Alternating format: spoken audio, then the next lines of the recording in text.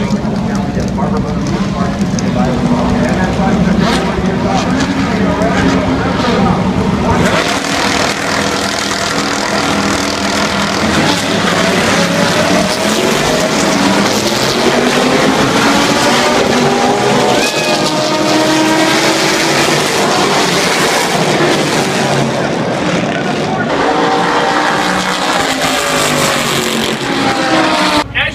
this car that sits here is the same car, comes off the same assembly line, Grand River, gets to the end of the line, yours goes to the showroom floor, this one's picked up by the engineers in Pratt Miller and transformed into what you see, but it does come off the same assembly line. The door panels are off, and if you take a look where the door latch is, as far as when you close it, you'll see that's the unibody, that's the tub of your vehicle.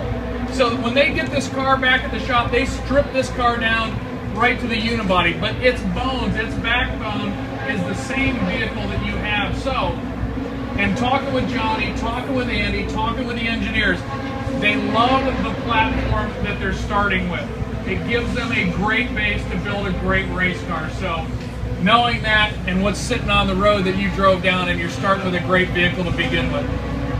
As they do, they try to keep some of the pieces and parts from the showroom on this vehicle. Let's find them. Yeah, there are. We've got a grill, and headlights.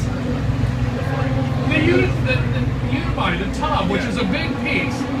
The base part of the engine, the windshield wipers, the mirror brackets, the tail lights. That's about it. That's about it. But other than that, the unibody is a huge piece of the puzzle. So it starts out with great bones. They keep some of the look, and they keep actually all these panels, except for the roof. All the panels are carbon fiber. So, but they do mold them to mimic what you see on the street. Rules dictate that they've got to keep the same sheet metal up top. And if you take a really good look across the finish of it, you can see where there was a sunroof. Yeah. Where there was. And now the years before, and every year the car comes into the shop after the season, they try to improve it. This car's been around for 4 years, but it's not the same car, as Johnny said, that started 4 years ago. It evolves every year. For the longest time, it was just a sheet roof. And they didn't take this piece out. But what they've done is they look for saving weight every time, every year. And what they read on the rules was if the production car has a sunroof available, it can be replaced with a piece of carbon fiber. So they've cut out where the sunroof was and replaced it with a piece of carbon fiber. Now that doesn't weigh a lot, but it's way up on top of the vehicle. Now that they can take that weight, they can't get rid of it because the rule says it's got to weigh a certain amount, but they can redistribute that weight where they want so they make it handle better. So they look in many different ways to make the car better. So one of the things is, like I said, they get back and they strip this car down and they start rebuilding it. And as you take a look in the hood, you'll get a chance once you get up front, you'll notice it is the 6.2 liter V8, but it sits a little lower and it's moved back a little further in the compartment. That helps with the weight balance, the 50-50 weight, trying to get it more mid-engine, so to speak. But also, and we talked about it, the horsepower is less, and it's been a moving target. We've had all the way down to about 500 last year, up to 540-ish. I can't really tell you the exact amount. That's World Challenge and Cadillac's deal. But almost back to production horsepower, and now back down to, as Johnny said, about 515, 514. So they play with that restrictor and allow how much air is going into the engine. They also pulled off the supercharger, and that was done 4 years ago. And actually the rules committee would have let them run that. They would have let them run the supercharger. But now here's where the engineers make their money. They calculated out the high center of gravity versus the weight and the performance gain. And they figure they can get just as much performance out of that engine without that high center of mass on there. So their choice was to remove it and run as a normally aspirated. So that's why the supercharger's gone. Also, looking back through, all the shock pickup points utilize the same unibody's pickup points. So they've been modified a bit, but the pickup points of where they attach to the vehicle remains the same. You start looking at how they mimic the street car. One of the things I like is the BBS race wheels. look just about like the same shape that you've got on your car out in the parking lot. Now it is a nice little light package. There's probably 40 some pounds difference between your wheel and tire compared to this wheel and tire. So it's unsprung weight that really pays a benefit. Now, why would unsprung weight mean anything? Here's an easy way. How easy is it to dribble a basketball? Not too hard. Now fill that basketball, make it like 50 pounds and try to dribble it. It turns into a different monster. And that's kind of with the unsprung weight. The lighter you make that, the easier the car has to control that weight that's being bounced around in that suspension. So unsprung weight, very important. So the tire wheel combination, very important. And if you look through the wheel, you'll notice there's a Brembo brake package. It is a race brake package. They do learn from this and transfer that technology that they've learned, that data that they learned, in some way, shape, or form to your Brembo brake package. Recaro seats, great support. Not the same seat, but they learn where the pressure points are and where the fatigue the driver experiences are through the seat. So that technology goes there as well, let alone what the engineers gain overall on the vehicle that Cadillac applies, not just to the CTS, but across the line, the whole family of cars benefit from what they learn on the racetrack. So the technology transfer is really important. At the back of the vehicle, I'm going to take a look in here, and if you're not here yet, we'll do a little shift here in a second. But there's no room for golf clubs. What they've done back here to distribute the weight a little bit, engine oil is back here. Catch fluids is back here. This carbon fiber box that runs down to the transmission, to the gearbox, that's an exhaust for heat to get that up and out. Also, you've got your fuel in, fuel out, air out. So once they fuel this car, there is no in-race refueling. Once it's fueled, it's sealed. So there's a race cell, fuel cell back here. And also, down below this carbon fiber box, there's an igloo cooler. Johnny's fun-loving and all, but it's not packed with what he wants. He's got ice water in there, and that leads through a tube and a pump up into the driver compartment, and I'm going to talk about that now as we take a look.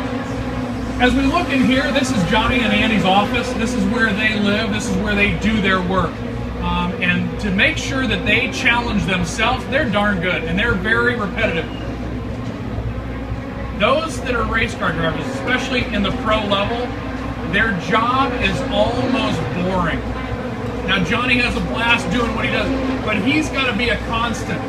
He's got to perform at the same level, in the same corner, on the same straightaway, at the same exit of the corner, the same every time. That way the engineers, those guys sitting over there on the computers, they don't have to guess around Johnny's mannerisms.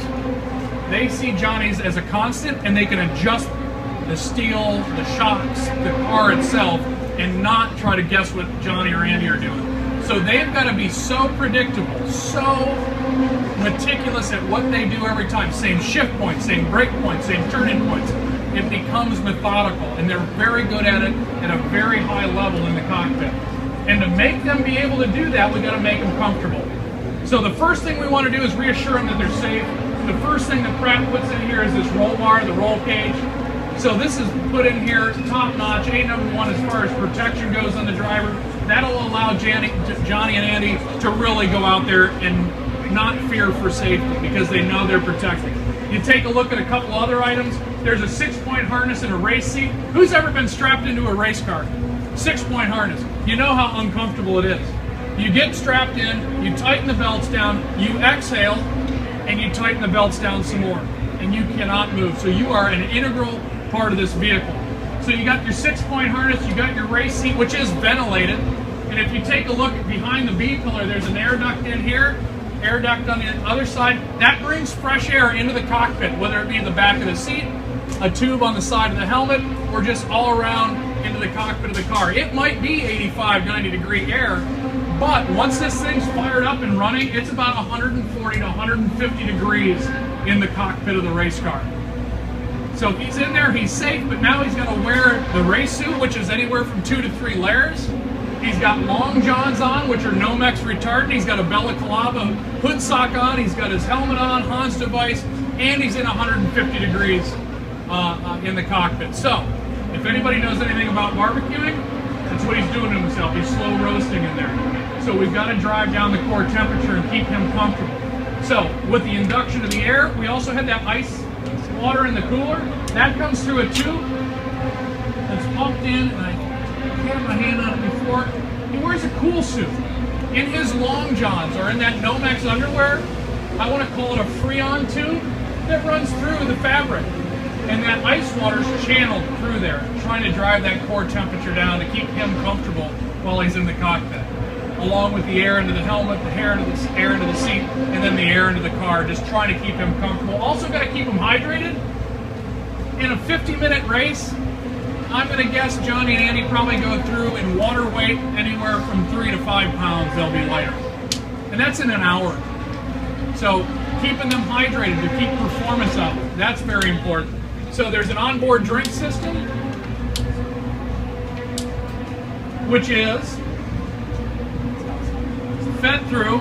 There's a drink button located here, the blue button on the steering wheel, which force feeds into the tube, into the helmet, keeps the liquid flowing.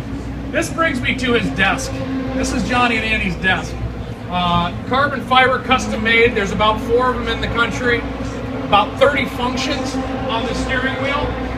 Anybody want to, if you know the answer, don't raise it. But if you haven't heard the question before, what do you think the cost of the steering wheel is? 60? 60? 20, 25. 25? You can put a kid through college on it. It's, you know, first year of college. It's about $30,000, maybe just under. So with that being said, I'm gonna set it down. But on the steering wheel, there's all his controls. There's a pit lane speed monitor. So each track's got a pit lane speed. He depresses that, car recognizes it, and won't go above a certain speed. Also, we've got line lock for the launch control. We also can adjust ABS brake level of intrusion. If the track is dirty, if it's raining, if it's a lot of dirt, a lot of gravel, we can turn ABS up and aid his ability to slow this car down under the pressure of the race situation. If it's clean, he's got great feel, the track's performing well, he wants to dial it out and rely on his right foot feel.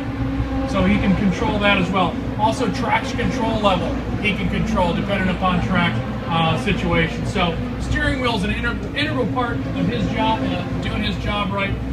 So we've got him strapped in, he's feeling safe.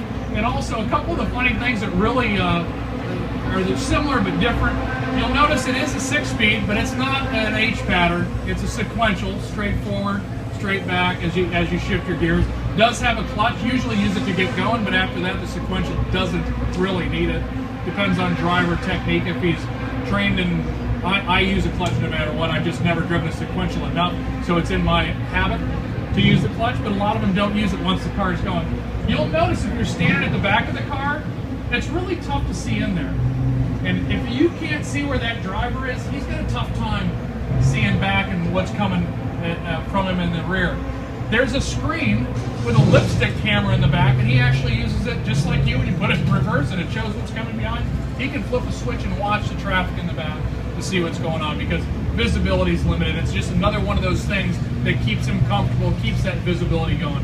Has anybody been out and heard him run yet this year at all? If you haven't, you're in for a treat because it has got the most unique and most fabulous V8 sound on the racetrack. You will hear it well before you see it.